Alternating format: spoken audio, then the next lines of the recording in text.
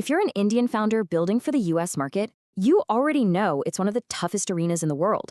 But what if I told you that most deals aren't lost because of your product, but because of a few predictable, fixable mistakes? Well, in this explainer, we're going to break down 7 of those common pitfalls and give you some simple, practical fixes you can ship this month to start winning. Let's get into it. All right, the first 2 mistakes are all about communication. It's not just what your product does. It's about how you translate its value to a US buyer who thinks, talks, and buys in a completely different way. You get this part wrong, and the conversation is basically over before it even starts. You've just given an amazing demo. You've walked them through every single cool feature. And then the buyer hits you with this question. That awkward silence you feel, that's the sound of a deal dying right in front of you. This one question just exposes the huge gap between your product's features and the actual business results the buyer needs to deliver. Now, have a look at this. It's so important. On the left, you've got a feature. It's what your tech does. But on the right, you have an outcome. It's what your buyer gets. See, US buyers don't buy auto routing. They buy speed. They buy efficiency. They buy cold, hard metrics that they can take to their boss to make themselves look good. So, this is the crucial mindset shift you have to make. Every single feature has to be translated into a tangible business delta. Does it make them more money? Does it reduce their risk? Does it make their team more efficient? If the answer is no, then it's just an internal detail. It's not a real selling point. Okay, so let's get practical. Here are 3 things you can literally do this month. First, pick your 3 core outcomes. Next, for every feature, write a simple one-liner that connects it to one of those outcomes, just like the example we saw. And finally, build a single, powerful slide that tells the whole story, from their pain to your outcome to the proof. And here's why this is so critical. A whopping 73% of B2B buyers will actively avoid suppliers who waste their time. When you lead your conversation with outcomes, you are sending a clear signal that you respect their time and you actually understand their business. That's how you build trust right from the very first minute. All right, mistake number 2 is a big one, totally underestimating the buying circle. You might think you're selling to one decision maker, but in the US B2B space, you are always selling to a committee. And trust me, it's almost always bigger and way more complex than you think. So here's the mindset shift you need. Your job isn't to win over one person in a meeting. You have to win the entire room, even the people who aren't saying a word. You know that quiet finance lead in the corner? Yeah, they can torpedo the entire deal with a single email. Your champion needs ammo to sell for you when you're not there.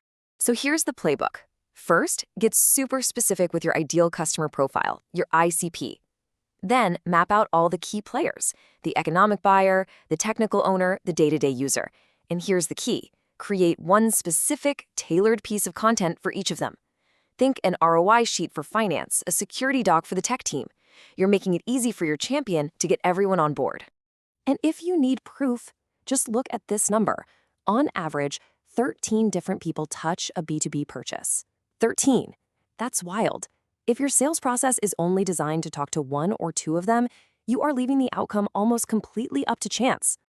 Okay, so we've covered your messaging. Now let's look under the hood. The next 3 mistakes are all about your operations.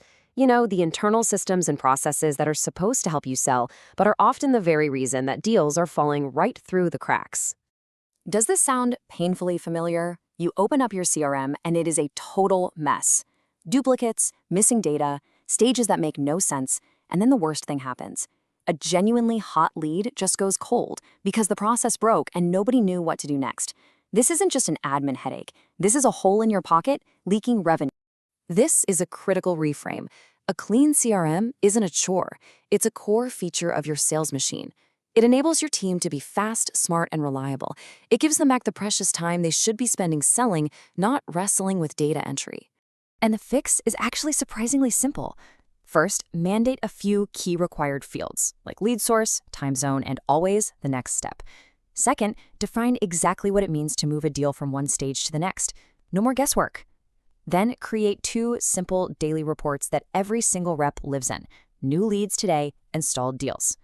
That's it. You've just plugged a leak. Okay, moving on to mistake number 4. You've done amazing work, I'm sure, but all your case studies and testimonials are from your home market. For US buyer, that proof just doesn't translate. It feels kind of irrelevant. And honestly, it makes them feel like they're taking a bigger risk on you. Here is the key. Your proof has to be discoverable and verifiable before a buyer ever even talks to you. Research shows that most of their decision-making happens online, alone. Your website, your G2 reviews, your public presence, it all has to do the heavy lifting of building credibility for you. So here's the fix. First, build 2 powerful one-page case studies specifically for your target US customer profile. Second, have a templated 30-day pilot program ready to go with crystal clear success criteria. And third, build a bench of happy customers who've agreed to give you short, punchy quotes. Make it dead simple for prospects to see what success looks like. And mistake number 5, the pain of ad hoc time zone ops. A hot lead from New York comes in, but they don't get a reply until the next day your time. By then, all that excitement, all that momentum is gone. The conversation cools, and now you're just stuck in that endless email chain trying to find a time to talk. The mindset shift here is so powerful. Speed is not a courtesy, it is a competitive feature. Your first response time sets the tone for the entire relationship. Responding in minutes, not hours, shows you're professional, you're organized, and you are serious about winning their business. All right, we've covered messaging and operations. The final 2 mistakes are all about the finish line, how you actually structure the deal. This is where you either build confidence and make it super easy for them to say yes, or you introduce friction and risk that just kills the deal. The classic sign of a proof of concept, or POC, gone wrong. It just drags on. There are no clear goals, no end date, no real commitment. For the buyer, this screams risk. It tells them you aren't really confident in the outcome, so why on earth should they be? And this really gets to the true purpose of a pilot. Your job is not to close a pilot. Your job is to reduce the buyer's uncertainty. Your job is to make them look like a hero to their team for bringing you in. A well-structured pilot with clear success metrics is your best tool for doing exactly that. The fix has 3 parts, and they're all about being a pro. First, design the pilot around a specific business outcome and set a firm decision date from the start.